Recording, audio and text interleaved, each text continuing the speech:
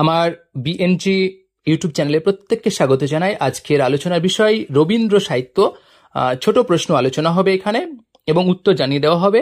তবে আলোচনা শুরুর পূর্বে আপনাদের কাছে ছোট্ট রিকোয়েস্ট, যারা আমার ইউটিউব চ্যানেলটি এখনো সাবস্ক্রাইব করেনি তারা করে রাখবেন এমন ভিডিও পেতে। তো যাই হোক, কথা না বাড়িয়ে শুরু করছি। দেখুন প্রশ্ন, বুদ্ধদেব বসু রবীন্দ্রনাথের কোন উপন্যাস সম্পর্কে মন্তব্য করেছিলেন?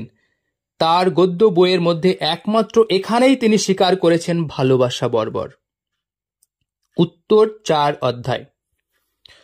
পরের প্রশ্ন, গ্রন্থাকারে রবীন্দ্র মুদ্রিত প্রথম পুস্তকের নাম কি? কবি কাহিনী। পরের প্রশ্ন, রবীন্দ্রনাথের রচিত প্রথম নাটকের নাম কি? রুদ্রচণ্ড। পরের প্রশ্ন, পুস্তকাকারে প্রকাশিত রবীন্দ্রনাথের প্রথম গদ্য গ্রন্থের নাম কি? ইউরোপ প্রবাসীর পত্র।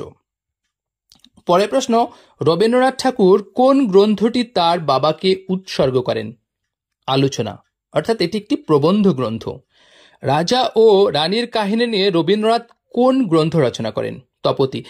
এই ধরনের প্রশ্ন মোটামুটি যে কোনো পরীক্ষা আসে, এসএলএসটির জন্য ভীষণ ইম্পর্টেন্ট এবং ইন্টারভিউর জন্য ইম্পর্টেন্ট। তো যাই হোক, পরের প্রশ্ন দেখে নিই।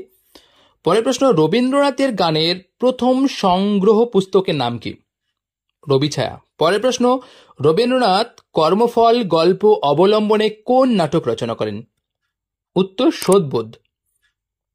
আমরা পরের প্রশ্ন দেখে নেব যে রবীন্দ্রনাথের সন তারিখ বিহীন আত্মজীবনীর নাম কি? উত্তর জীবন স্মৃতি। পরের প্রশ্ন, সাহিত্য খ্যাতির জন্য কে সর্বপ্রথম স্যার উপাধি পান? উত্তর রবীন্দ্রনাথ ঠাকুর। ঘরে বাইরে উপন্যাসটি যখন প্রকাশিত হয় তখন কবি কোথায় ছিলেন? জাপানে। পরের প্রশ্ন, কাশীতে প্রবাসী বাঙালিদের মধ্যে কে প্রথম সাহিত্য সম্মেলনের সভাপতি হন? রবীন্দ্রনাথ ঠাকুর। পরের প্রশ্ন, প্রমথনাথ ঋষির একটি গল্প অবলম্বনে রবীন্দ্রনাথ ঠাকুর একটা নাটক রচনা করেন। নাটকটির নাম কি? রথযাত্রা। পরের প্রশ্ন, রবীন্দ্রনাথ ঠাকুর কাকে পূরবী কাব্যগ্রন্থ উৎসর্গ করেন? বিজয়াকে, অর্থাৎ বিজয়া মানে ভিক্টোরিয়া ওকাম্পোকে, যার ভালো নাম। রবীন্দ্রনাথ ঠাকুরের যোগাযোগ উপন্যাসটি পূর্বে কি নামে প্রকাশিত হয়? 3 পুরুষ নামে। পরের প্রশ্ন, তপতী নাটকে রবীন্দ্রনাথ কোন চরিত্রে অভিনয় করেন? বিক্রম চরিত্রে।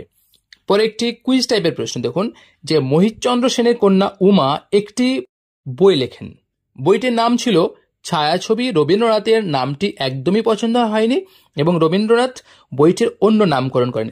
কি নামকরণ করেন? উত্তর বাতায়ন। পরে আরেকটি কুইজ টাইপের প্রশ্ন দেখুন, এইটি কবির একমাত্র মূল ইংরেজিতে রচনা, বার্লিনে থাকাকালে রচনা করেন। পরে এটি শিশুতীর্থ নামে নতুন রূপ গ্রহণ করে। রচনাটির নাম বলুন। উত্তর দ্য চাইল্ড।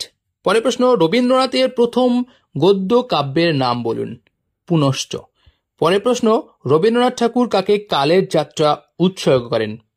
শরৎচন্দ্র চট্টোপাধ্যায়। মোটামুটি এখানে আলোচনা করলাম অনেকগুলো প্রশ্ন। আপনাদের যদি এই প্রশ্নগুলো ভালো লেগে থাকে এবং তার উত্তরগুলো যদি আপনারা আগে জেনে থাকেন তাহলে অবশ্যই আপনারা কমেন্টস করে জানাবেন, এবং যদি নতুন জানেন তো অবশ্যই সেটা জানাবেন। আর যদি এই ভিডিওটি আপনাদের ভালো লেগে থাকে অবশ্যই আপনারা শেয়ার করতে ভুলবেন না, এবং যারা আমার ইউটিউব চ্যানেলে প্রথম আসছেন অবশ্যই সাবস্ক্রাইব করে রাখবেন, কারণ এইরকম অসংখ্য ভিডিও আমার ইউটিউব চ্যানেলে রয়েছে এবং আরও ভিডিও পেতে অবশ্যই পাশে থাকবেন। তো যাই হোক, এখানে শেষ করছি। ধন্যবাদ।